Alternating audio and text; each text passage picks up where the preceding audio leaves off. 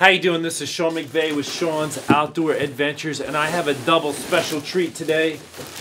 Not only am I bringing you another compound bow review, but this happens to be the Mathews Triax, and I get to do it in the leisures of my own living environment, which means I get to really take my time with this, and that is exciting for me. So let me go ahead, get this thing set up, and start shooting it through the chronograph. By the way, I am shooting this bow at 70 pounds, as well as I'll crank it down to 65, but I'm gonna start at 70, 30-inch draw, 75% let off. And as soon as I did the unboxing of this, I had several comments saying I was gonna be the first review probably on the internet with those specs, doing it at the 75% let off. So here we go, let's see what it does. All right, I am going to just draw it back, ease it down. Now, one thing I notice, a couple things about this bow, we have on the bottom part of the riser, it protrudes a little bit, and there is like a shock absorbing mechanism here. Also, it does have a fairly straight up and down grip. That's something some people like, some people don't. It does have, you know, I'm seeing more and more of this in a lot of the compound bows, with the riser cages being split open like this to give better rigidity. I see that in the top and the bottom. With the yoking system that they have incorporated on these Mathews on the tops and bottoms, I haven't ever done any tuning with them. I'm not sure exactly how they're tuned, although it looks like maybe putting a spiral twist into the cable is what they're doing, as far as shortening up one side over the other. I do notice a slight bit of camling, which isn't necessarily an issue depending on how the bow operates. So I'm just going to come to full draw and ease down. This is at the 75% let off. The back wall, being that it's a cable stop, it has a little bit of a sponge to it, but not much. You know, you're going to probably expect some from most cable stops. I would give it an 8 out of 10 for solidness on the back wall.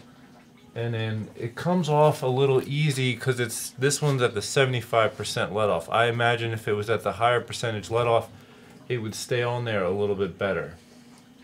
So let's take a couple shots. This is 70 pounds. This is a 350 grain arrow.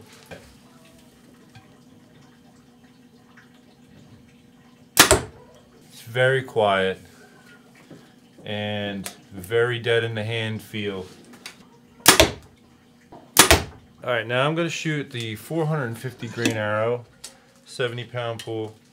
And I did notice as I was taking a couple of those shots that if you don't really keep the bow on the back wall, it does want to come off a little bit. Like, I'm used to bows with a little more let off, so you don't have to try as hard to keep it on the back wall. So you do need to be aware of that if you decide to shoot the 75% let off. Alright, now I'm going to move on to the 550 grain arrow.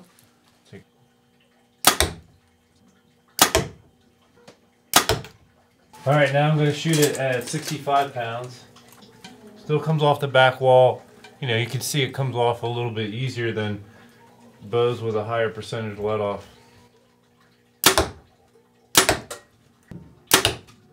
This is a 450 grain. Alright, 525 grain arrow.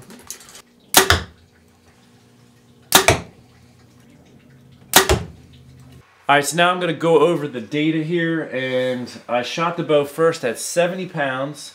So let's take a look here. The axle to axle was right at 28 inches, brace height was right at 6, draw length came in at 30 3/8, and I bought the draw board from Lancaster Archery. So I'm assuming that it's set up to industry standards, and that's why I wanted something official to use. So that's why I bought that from Lancaster Archery for a couple $100. The draw rate was right on 70, and the weight when it was at full draw was 19.3 pounds. And if we skip down a few spaces, we see the let off came in at 73%. So that's right near the 75% that it's supposed to be at. The back wall rating, I gave it an 8 out of 10 when it's on the back wall. There is a little give to it. It's not a lot. So I took a few points off there. And I forgot to mention it, the actual number, but how easy it comes off the back wall. I'm going to give it a 6 out of 10. I could go 5. You know, if you ease up, it's going to come right off. So you got to watch for that when it's on the 75% let off. Looking over at the numbers at 350 grain arrow, we came in at 336 feet per second, 78.1 decibels, and vibration was 9.26. For the 450 grain arrow, we came in at 299 for the speed, and 74.9 decibels and 9.39 for the vibration meter. For the 550 grain arrow is 273 feet per second, 74.9 decibels and 12.13 for the vibration meter. And I've said this in other things. I mean, depending on how you grip the bow from one shot to the next is going to really alter what that vibration meter reads, because your hand's going to absorb more or less shock from one shot to the other. I just tried to get some data for you, but you know, it's not telling us a whole lot. The control environment, the control bow was fairly close, but it did come in a decibel higher on today's readings than when I shot it in the same location in the past. So looking down at the bow set up at 65 pounds, it was 30 3/8 inch draw length again, and at full draw was at 17.8 pounds. So again, it was a 73% let off. 325 grain arrow came in at 337 feet per second, which is good. It's actually came in a foot per second faster than the 5 grain per pound arrow at 70 pounds. And 77.6 decibels, 9.28 on the vibration meter. Looking down at the 425 grain arrow, it was 296 feet per second, 76.4 decibels and 12.14 vibration meter. And that's like a G-force reading. The total for 525 grain arrow was 269 feet per second, 75.3 decibels, and 8.92 for the vibration meter.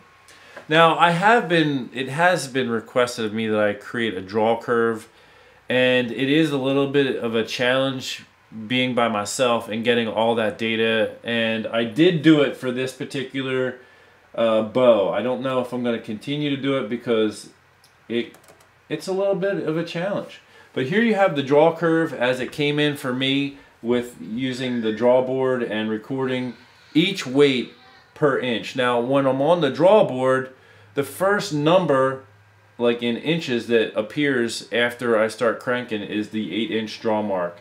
So starting at 8 inches, we were here and went up to full draw, or peak weight, and then obviously that's the draw curve you get. The numbers for that, like at the 8-inch mark, it's 4.6 pounds, and it hit the peak weight of 70 pounds at 15 inches, and then it really kind of started to drop off the last 2 inches. So 28 at 27 inches it was 56 pounds, 28 inches it was 48 pounds, 29 inches it was 37 pounds, and then at 30 inches it was 19.2. Folks, I think that, there's a lot of quality bows out there, and there's a lot of people who are trying to make a decision on buying a bow. I think it's tough. I think if you go out and you shoot a lot of these different brands, it's going to be a tough decision.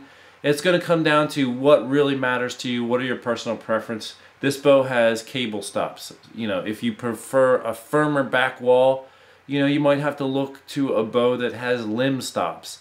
Those are the types of details. But the bow, 336 feet per second is nice. It held its speed when I dropped the bow to 65 pounds and dropped the weight to a 325 grain arrow. So at 5 grains per pound, it held speed, even it actually came in a foot per second faster. So that's what you have to consider. I mean, it's a light bow. It's a short axle to axle bow, and this is something important I meant to say earlier, and I'm going to say it now. When I did the unboxing, somebody raised the question of, can you harvest an animal with this and have it registered in the Pope and Young scoring book? Because in the Pope and Young scoring book, it says the weapon has to at least be 30 inches, long. The axle to axle on this is 28 inches. However, it's not axle to axle that Pope and Young is measuring on. It's the length of the weapon. So outside edge of the cam to the outside edge of the cam. That is the ruling that has been passed on to me from the Pope and Young scoring. So you can harvest an animal and have it registered in a Pope and Young using this weapon. And I hope this review has helped you. I do my best to get good data for you. I hope you subscribe to my channel. I'm really trying to hit the goal of 100,000 subscribers, and it's not easy.